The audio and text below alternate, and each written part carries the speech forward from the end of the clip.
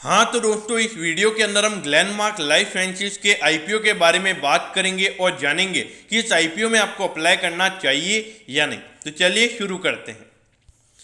तो देखिए, सबसे पहले अगर हम इस कंपनी की बात करें तो देखिए, जो ग्लेनमार्क फार्मास्यूटिकल जो कंपनी इंडियन स्टॉक मार्केट में लिस्टेड है, उसकी सब्सिडरी कंपनी ये ग्लेनमार्क लाइफ साइंसेज है। और ग्लेनमार्क फार्मास्यूटिकल इस आईपीओ के थ्रू इसके अंदर थोड़ा स्टेक बेचता हुआ हमें नजर आ रहा है। वैसे ऑल दो पूरा स्टेक नहीं बेच रहा है, थोड़ा कुछ परसेंटेज वाइज अराउंड 4 to 5% का वो स्टेक है। अब इसके अलावा अगर हम इस कंपनी की बात करें तो ये कंपनी 2011 में चालू हुई थी, यानी कि अभी 2021 चल रहा है, यानी कि 10 साल इस कंपनी को चालू हुए हो चुके हैं। अब देखिए कंपनी काम क्या करती है। तो देखिए, कंपनी एक्टिव फार्मास्यूटिकल इंग्रेडिएंट्स इनको मैन्युफैक्चर करने का काम करती है।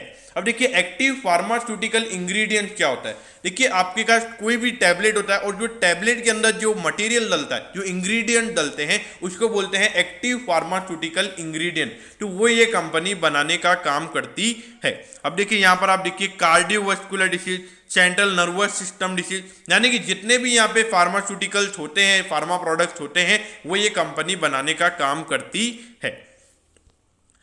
अब देखिए, अगर इसके प्रोडक्ट कहाँ बिकते हैं। देखिए, कंपनी का प्रेजेंस सिर्फ इंडिया में ही नहीं है, कंपनी का प्रेजेंस पूरे मल्टीपल कंट्रीज में। ये देखिए, Europe, north America, Latin America और जापान, इन कंट्रीज में भी कंपनी के प्रोडक्ट सोल्ड होते हैं। तो ये एक बहुत ही अच्छी बात है। अगर आपका ग्लोबल प्रेजेंस अगर कंपनी का होगा तो कभी किसी कंट्री में अच्छी डिमांड होगी फार्मा प्रोडक्ट की, कभी किसी इंडिया के अंदर अच्छा डोमेस्टिक कंजम्पशन वहाँ पे ज़्यादा होगा। जैसे अभी बारिश के टाइम पे बहुत सारे लोगों को खांसी जुकाम होता है, तो वहाँ पे उस समय अच्छी डिमांड वहाँ पे टैबलेट की होती है, जो खांसी की टैबलेट आती है उनकी। अब यहाँ पे अभी करंटली कंपनी की 4 मैन्युफैक्चरिंग फैसिलिटीज है और चारों इंडिया में ही है। देखिए, एक तो अंकलेश्वर में है और एक दहेज में और एक मोहोल में और एक कुरकुम में। तो देखिए, 4 मैन्युफैक्चरिंग यूनिट अभी कंपनी की ऑलरेडी है। और अगर कैपेसिटी की बात करें तो 725.8 केएल की यहाँ पे कंपनी की टोटल कैपेसिटी है, अगर 31 दिसंबर 2020 तक की अगर हम बात करें तो।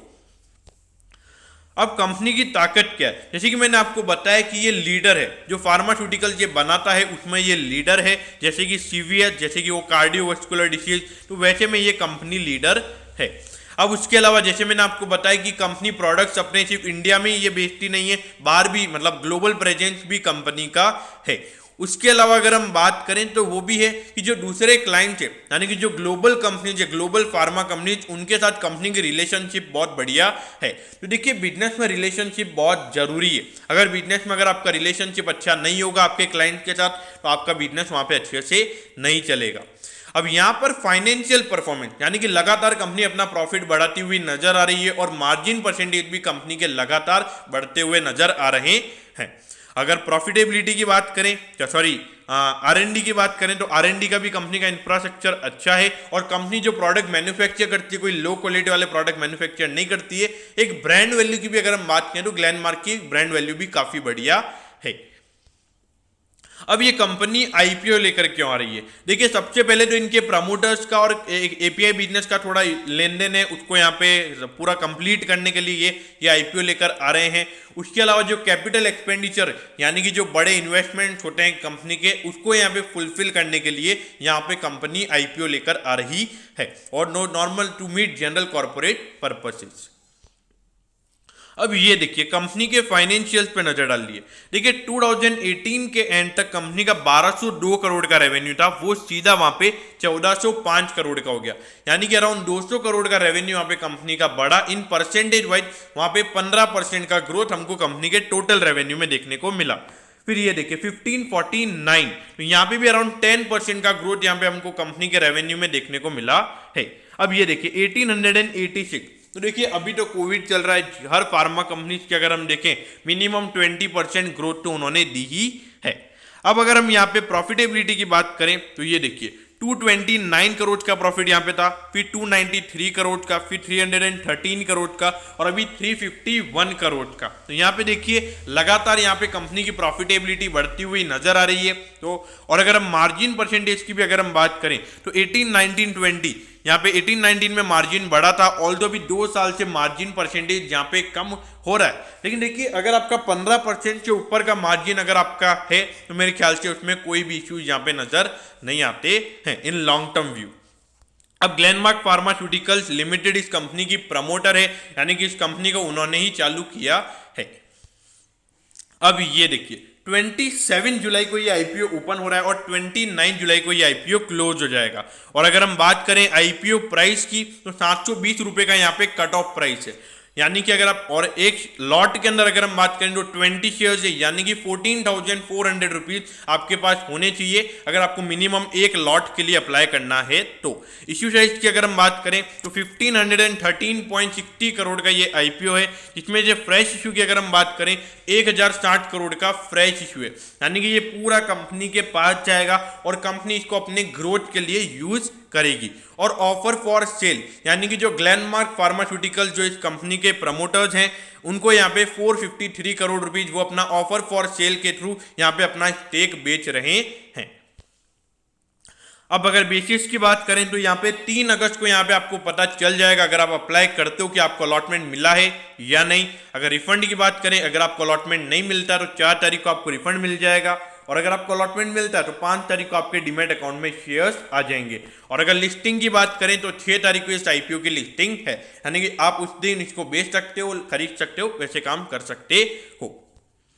अब ये देखिए मिनिमम तो मैंने आपको बता ही दिया कि 14,400 रुपये आपके पास होने चाहिए, और रिटेल कैटेगरी के अंदर आप मैक्सिमम 13 लॉट के लिए अप्लाई कर सकते हो, जिसके लिए आपके पास 1,87,200 रुपीज होने चाहिए। देखिए रिटेल इन्वेस्टर के अंदर जनरली 2 लाख से कम की अलॉटमेंट ही लगती है, मतलब एप्लीकेशन ही लगती है, तो इसकी वजह से यहाँ पे आप मैक्सिमम 13 लॉट ही अप्लाई कर सकते हो। अगर आप चाहते हो कि आपको 2 लाख से ज्यादा की एप्लीकेशन लगानी है तो आप मेरे ख्याल से HNI कोटा में एप्लीकेशन लगा सकते हो। अब ये देखिए अगर अर्निंग्स पर शेयर की अगर हम बात करें तो वो यहाँ पे 32.61 है और कंपनी का कट ऑफ प्राइस है 720 रुपए।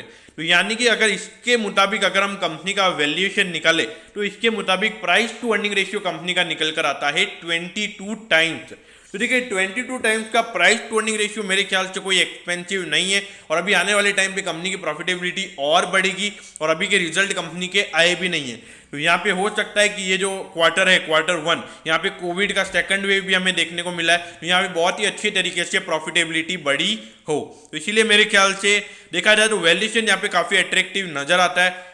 और उसके अलावा अगर हम नेट एसेट वैल्यू की बात करें तो वो भी यहाँ पे 69.82 है, यानी कि अराउंड 10 से 11 का यहाँ पे कंपनी का प्राइस टू बुक रेशियो निकल कर आता है। और कंपनी का रिटर्न ऑन नेटवर्थ देखिए 46% का यहाँ पे कंपनी का रिटर्न ऑन नेटवर्थ है, तो ये एक बहुत ही अच्छी बात है। तो देखिए मेरे ख्याल से लिस्टिंग है तो यहाँ पे मेरे ख्याल से अगर मार्केट में कुछ हलचल नहीं होती है, मार्केट नॉर्मली रहता है, तो लिस्टिंग है यहाँ पे आराम से 30 से 40% के मिल सकते हैं। अभी जो ग्रे मार्केट प्रीमियम अवेलेबल है अराउंड 200 से 300 रुपए का एक शेयर पे यहाँ पे अवेलेबल है, और 720 रुपए का इसका इशू प्राइस है। तो यानी कि आप देख सकते हो 200 से 300, यानी कि अगर 200 का भी अगर हम मान के चलते हैं तो 20 का लॉट है, तो 200 के हिसाब से अराउंड 4,000 रुपए यहाँ पे आपको लिस्टिंग पे मिल सकते हैं। तो लिस्टिंग इनके लिए तो डेफिनेटली यहाँ पे आपको अप्लाई करना चाहिए। अब उसके अलावा अगर मैं बात करूँ सेकंड पॉइंट की, अगर मैं बात करूँ वो है लॉन्ग टर्म व्यू। देखिए लॉन्ग टर्म व्यू की अगर हम बात करें तो फार्मा में अंदर आने वाले टाइम पे ग्रोथ बहुत अच्छी नजर आती है, लेकिन अगर आप देखोगे फार्मा में भी इन्वेस्टर्स के पास ऑप्शन बहुत सारे अवेलेबल हैं, तो कौन सी कंपनी कैसे अच्छी परफॉर्म करती है वहां पे वो देखना रहेगा। लेकिन वैसे इस कंपनी का रिटर्न ऑन नेटवर्थ अच्छा है, तो मेरे ख्याल से मार्केट प्रीमियम वैल्यूएशन दे सकता है। तो अगर ये आईपीओ मेरे ख्याल से अराउंड 70 to 80 टाइम सब्सक्राइब्ड होता है तो ये लिस्टिंग के ऊपर मेरे ख्याल से आराम से 1,000 रुपए के ऊपर खुलता हुआ नजर आएगा, अगर मार्केट नॉर्मल रहता है तो लॉन्ग टर्म के लिए भी यहाँ पे अप्लाई किया जा सकता है, और अगर शॉर्ट टर्म के लिए अगर आपको अप्लाई करना है सिर्फ लिस्टिंग इन के लिए तो भी आप यहाँ पे अप्लाई कर सकते हो। तो दोस्तों मैं होप करता हूँ कि आपको ग्लेनमार्क लाइफ साइंसेज के आईपीओ के बारे में सब कुछ पता चल गया होगा। अगर आपकी कोई भी क्वेरीज है तो आप कमेंट कीजिए, मैं जरूर आपके कमेंट पर रिप्लाई करूंगा। ओके दोस्तों, thank you, have a nice day.